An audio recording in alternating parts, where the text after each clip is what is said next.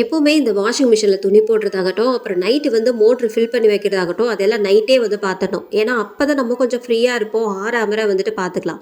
ஆனால் இந்த காலையில் 5 மணிக்கு எந்திரிக்கிறோம்ல, ஐயோ! டைம் போய்க்கிட்டே இருக்கே, போய்க்கிட்டே இருக்கேன்னு தான் இருக்கும். ஏன்னா, நம்ம வேலை செய்ய செய்ய டைம் போய்க்கிட்டே தான் இருக்கும். அந்த அவசரத்தில் ஒன்றுமே புரியாது.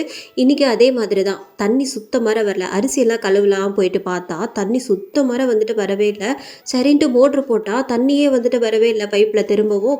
அப்புறமும் ஒரு 5 நிமிஷம், ஒரு 10 நிமிஷம் வெயிட் பண்ணி பார்க்குறேன். மோட்ரு ஏதோ ரிப்பேரோ என்னவோ என்னாச்சோ அப்படின்னு சொல்லிட்டு எனக்கு ஒரு தலைவலியே ஆரம்பிச்சது பாருங்கள். அப்படியே பார்த்தீங்கன்னா எனக்கு கொஞ்சம் லேட் ஆகிடுச்சு. கடைசியில் இதுங்களும் என்ன சதி பண்ணுதுங்களே, இந்த நேரத்தில் யாரை போயிட்டு கூப்பிடுறது அப்படின்னு சொல்லிட்டு அவர் இல்லாதப்போ தான் எனக்கு வந்துட்டு இந்த மாதிரி பிரச்சனைலாம் வரும். கரெக்டாக இந்த தண்ணி பிரச்சனை வந்துட்டு அவர் இல்லாதப்போ தான் வரும். அதுக்கப்புறம் அவங்களுக்கு ஒரு ஃபோனை பண்ணி அதுக்கப்புறம் ப்ளம்பர் வந்து இதுக்கே லேட் ஆகிடும். பாதி நாள் பார்த்தீங்கன்னா நான் பசங்களை ஸ்கூலுக்கு கூட அமுச்சு விடாமல் தண்ணி வந்ததுக்கப்புறம் சரி இன்றைக்கி ஒரு நாள் லீவ் போட்டுருங்கடா அப்படின்லாம் சொல்லி நிறைய டைம் வந்துட்டு நான் பண்ணியிருக்கேன். இந்த டென்ஷன்லேயே இருந்ததுனால இந்த டீ குடிக்கிறதுக்கே பார்த்தீங்கன்னா ரொம்ப நேரம் ஆயிடுச்சு. இன்றைக்கி வந்து இந்த பச்சை பயிரும் அப்புறம் அந்த பொன்னி அரிசி சேர்த்து தான் ஊற வச்சுருந்தேன். ரொம்ப நாளைக்கு அப்புறம் பச்சை பயிறு சாதம் பண்ணுறேன். இது எப்படி பண்ணுறதுன்னா, ஒரு குக்கரில் தேவையான அளவுக்கு எண்ணெய் சேர்த்துக்கணும். கடுகு, ஜீரகம், 2 பச்சை மிளகாய், ஒரு கொத்து கருவேப்பிலை, ஒரு 4-5 பல்லு பூண்டு தட்டி சேர்த்துக்கலாம். இல்லை கட் பண்ணி சேர்த்துக்கோங்க.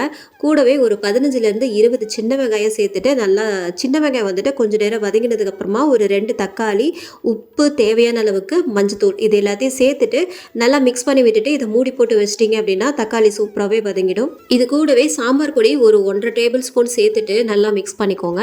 மிக்ஸ் பண்ணதுக்கப்புறமா நம்ம வந்து தண்ணி சேர்த்துக்கலாம். நான் வந்து 1.5 டம்ளர் அளவு அரிசியும் பருப்பையும் எடுத்திருக்கேன். இதை வந்து ஒரு 1 மணி நேரம் ஊற வச்சுருந்தேன். தண்ணி பார்த்தீங்கன்னா ஒரு 3.5 டம்ளர் அளவு இதில் வந்து சேர்த்துருக்கேன். தண்ணி இப்போ நல்லா கொதிக்கிட்டு நம்ம வந்து மூடி போட்டு வச்சிடலாம். அவ்வளோதான். இப்போ அந்த பச்சை பயிரும் அரிசியும் நமக்கு 1 மணி நேரம் நல்லாவே ஊறிடுச்சு.